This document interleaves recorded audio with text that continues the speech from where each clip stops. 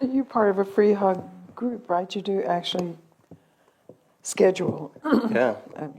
A couple years ago, I formed a meetup group that was free hugs for the Washington, D.C. and Maryland, Virginia area. Oh, thank God.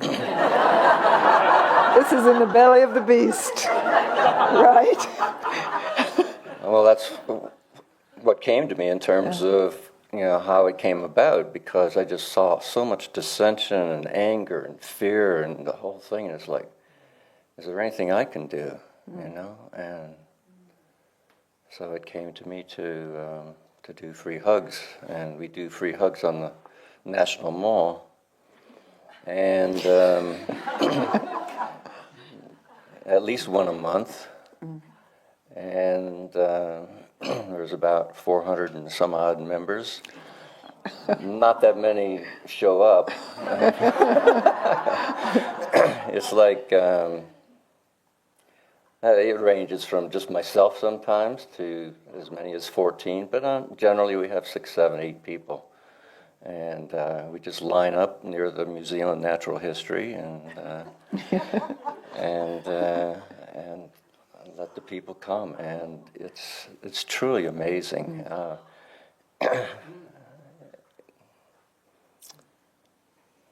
It's so deeply touching that here's a total stranger, and come up and you're hugging one another, and it's just everything just falls away from them. There's just so many thank yous and bless yous and smiles and laughter and just all of it. It's just absolutely incredible, and all the while this awareness is here. Throughout all of that, and even the ones that walk by are stern-faced, they don't want anything to do, all kinds of expressions that they may make around it, and then there's the other sweetness, like one incident that comes to mind now is one time there was this little girl, I don't know, she was maybe 4 years old, and I go down on one knee to give her a hug, and I hug her, and she's hugging, and she's just staying there hugging. And it's like, wow, this is so sweet, And then she goes down the line and hugs everybody else. And it's just so precious, And then when she left our group, she's skipping down the sidewalk, and she's hugging strangers as they're coming toward her. Oh, that's great. That's how it spreads, isn't it? It is. It's just so heart-opening. It's heart-opening. And, there's the full gamut in terms of the people who hug, that sometimes a husband has just died, and they're just there, and they just really haven't really allowed themselves to feel the grief, and so I'm just there, and whoever else is hugging, you're just there being with them for the longest hug, however, and they say whatever they need to say, and so there's the whole gamut in terms of soberness of it, and as well as the love of it, and it's extraordinary. And so we've held. One of the places that I like going most is on Memorial Day or on Veterans Day, to go to the Vietnam Memorial.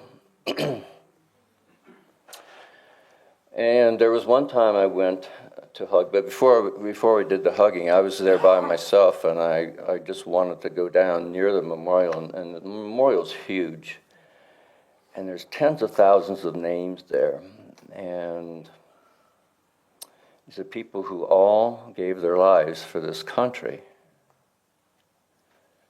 And I was a bit hesitant about going down there, but, it's like, okay, I don't let fear dictate my life anymore. It's just not the way it's going to operate, because I lived a dead life for so many years of my life, probably 50 years of my life. And so I don't let fear, stop me in it. So I walked down there, and it was just like, wow. And to hear all the other members who made it through Vietnam, and hear their stories. And as I'm walking past them, I feel this guilt come up. You know, it's like, because I wasn't there, I didn't participate in that, but it's just surrendering and just letting the guilt show up, and really just hearing snippets of the stories that these people were telling one another. And there was just something, just the compassion just deepens. This is what's been happening in my life, and I'm so fortunate, and I owe it to you. You're the ones who really changed the direction that I was leading my life. It's 20 years ago now. In October, it'd be 20 years ago. And it's just like, the gratitude and the appreciation for you, as well as the whole universe, is just expanding, you know? I mean, all of it. All of the crap, all the shit, everything, the beauty. It's all just happening in this consciousness in which I'm free of it all, and yet I'm participating in this. That's it. Yeah, and I feel so fortunate. And so many people touched by your good fortune. How you've offered it. Because we were talking the other night, you go into the jails. It's different from going in prisons, but you go in the jails and talk with people. So you have a unique experience there. Yeah, I've been going to jail now for 10 years, and I've been teaching meditation. And how I got there in the first place was there's a therapist who was coming regularly from the jail, who was coming to my home to watch the Gangaji videos that I have. And at some point she invited me to come to the jail to teach meditation. And at first, again, there was fear that showed up, but it's like, okay, so what? What am I really called to do this or not?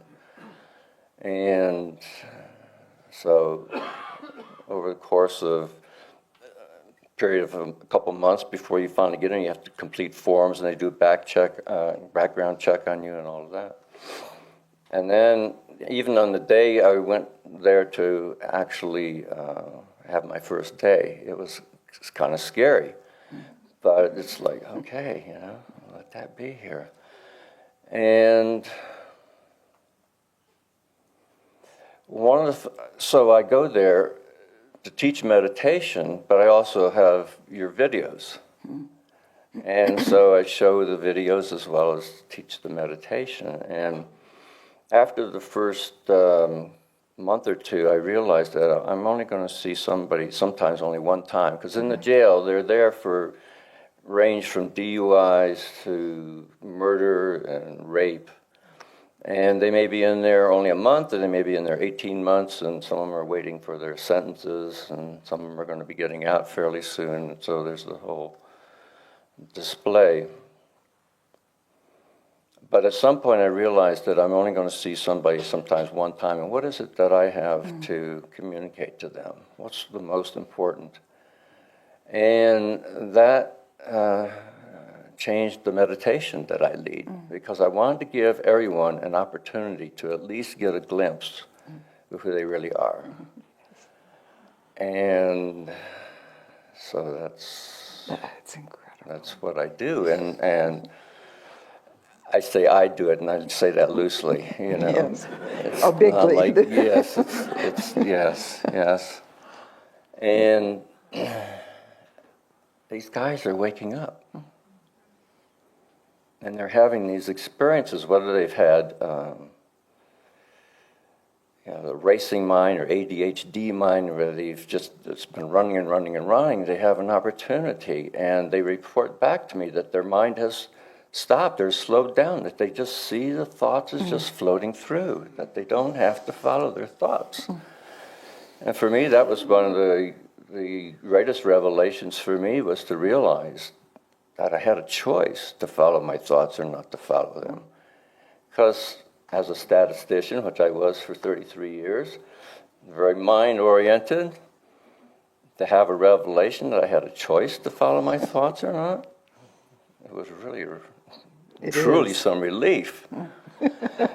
And, I hardly ever It hardly ever turned out like how I wanted it to turn out, you know. I know how much I tried to control a situation, and it hardly ever turned out that way. And so these guys, you know, I mean, I don't ask them for their stories. Sometimes they relate these stories, and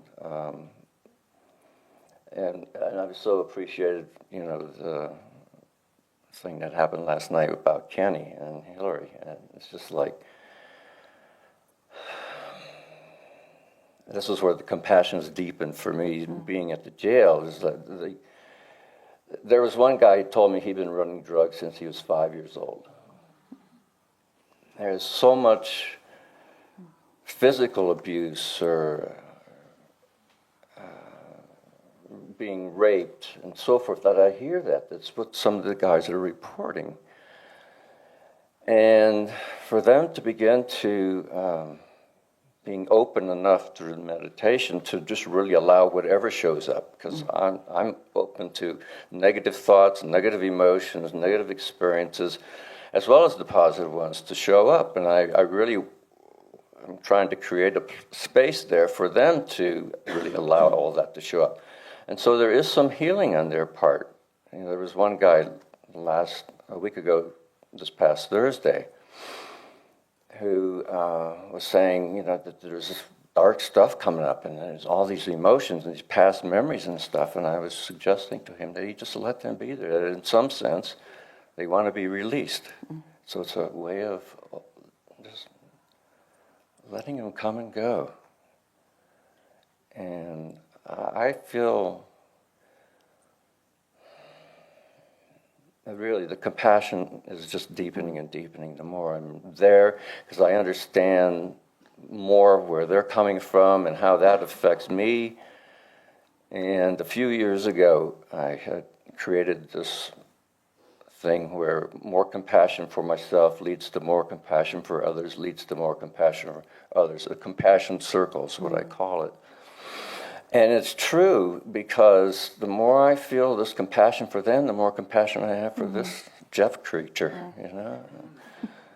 And so this path has been extraordinary for me, and I'm you just have so surrendered to this, I'm you just know. it is. It's just surrender, surrender, surrender. This is the question, how, you know, what a discovery.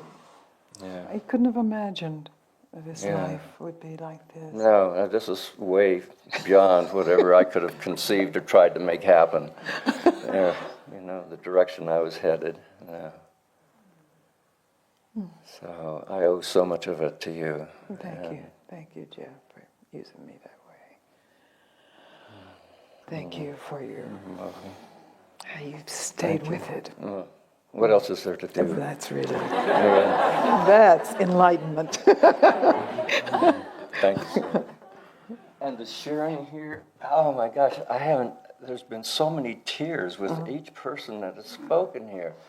It's just like, wow, how does this happen? You know, to see people finding some relief in their life, from relief from suffering, and to be able to live this life more and more from just being, and just more and more compassion for everyone, just more and more love. What a circle. It really is, yeah. So thank you all so much too, really. Oh man, right.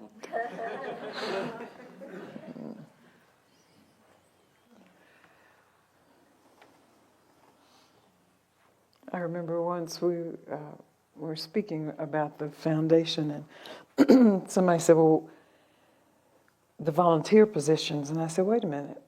It's true some people get salary, but they're all volunteer positions. It's how you volunteer your life. Whether you're having to work for a paycheck or not, it's how's your life? What have you volunteered for?